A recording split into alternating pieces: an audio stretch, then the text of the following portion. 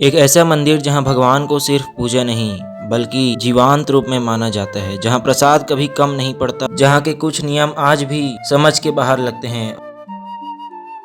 और फिर भी ये सब सदियों से बिना रुके चल रहा है। ओडिशा के पुरी में स्थित जगन्नाथ टेम्पल सिर्फ एक मंदिर नहीं बल्कि एक ऐसा आध्यात्मिक केंद्र है जिसका वर्णन स्कंद पुराण, ब्रह्म पुराण और नारद पुराण में पुरुषोत्तम क्षेत्र के रूप में मिलता है, जहां भगवान विष्णु ने जगन्नाथ रूप में आविर्भाव लिया और राजा इंद्रद्युम्न के द्वारा स्थापित की गई इस नगरी को धर्म, भक्ति और अनंत तत्व का प्रतीक माना गया है। यहाँ भगवान जगन्नाथ, बलभद्र और सुभद्रा का जो रूप है वो किसी भी ट्रेडिशनल मूर्ति से अलग है। बड़े चेहरे, बड़ी आंखें और अपूर्ण शारीरिक रूप जो ग्रंथों के अनुसार इस बात का संकेत देता है कि भगवान किसी एक सीमित रूप में बंधे हुए नहीं हैं, बल्कि वो निराकार और सर्वव्यापक हैं। इस मंदिर का सबसे बड़ा रहस्य माना जाता है इसका महाप्रसाद, जिसे आनंद बाजार में बांटा जाता है और धार्मिक विश्वास के अनुसार ये माँ लक्ष्मी का प्रसाद है जो कभी कम नहीं पड़ता, चाहे लाखों भक्त क्यों ना आ जाएं। और ये केवल एक मैनेजमेंट नहीं बल्कि श्रद्धा और अनुग्रह का प्रतीक माना जाता है। मंदिर की रसोई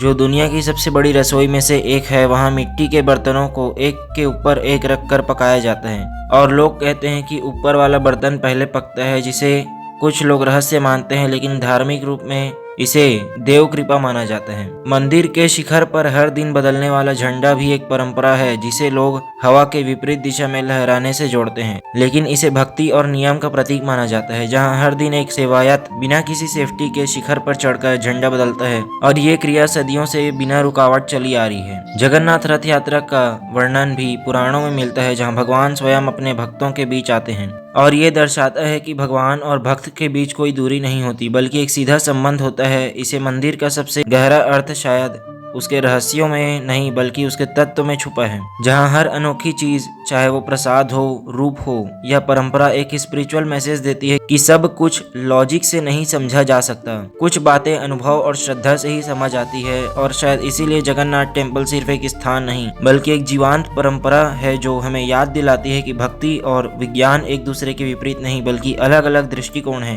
एक ही सच को समझने के। और आखिर में सवाल यही रह जाता है, क्या ये सब सिर्फ कोइंसिडेंस है या फिर सच में ये एक ऐसी डिवाइन सिस्टम का हिस्सा है जिसे हम अभी तक पूरी तरह समझ नहीं पाए। आपको क्या लगता है दोस्तों, कमेंट में अपनी बात जरूर बताएं। अगर वीडियो अच्छा लगा हो तो चैनल को सब्सक्राइब करें और वीडियो को लाइक करें। धन्यवाद।